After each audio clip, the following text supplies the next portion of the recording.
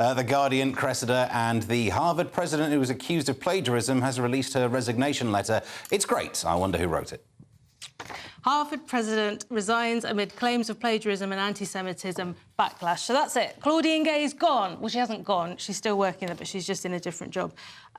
So she had the shortest ever tenure at Harvard, 6 months. And this is coming after, on the 5th of December, Gay, along with the presidents of MIT and the University of Pennsylvania, testified before Congress about their campus's handling of the accusations of anti-Semitism, which obviously wasn't great. There was that skit mocking them that we all talked about recently.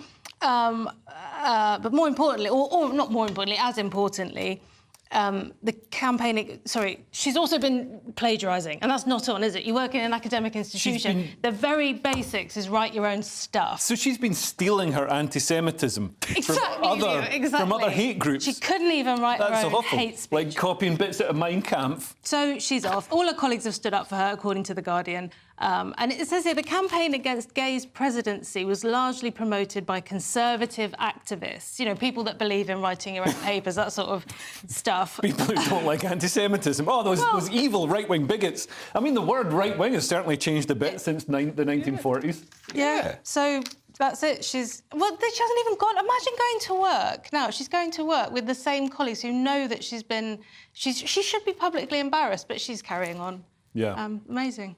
Yeah, and like I think this has really taken the sheen off these, you know, elite institutions. It costs so much to go to Harvard or Penn State or whatever it is now, and they've all been caught up in this anti-Semitism issue because they've all subscribed full on to like critical race theory and all this woke theory with terms like decolonise, which all sounded, you know, nice and academic, but actually when it comes down to it, yeah, apparently that's Hamas going into Israel and killing and raping people, and then they're literally celebrating it on these campuses, saying, "Oh, this is decolonisation," and it's like, that's not a good thing to celebrate. And obviously, a lot of the funders are pulling out. Some of the funders are Jewish and might have, you know, ties to Israel. You know, might not appreciate anti-Semitism.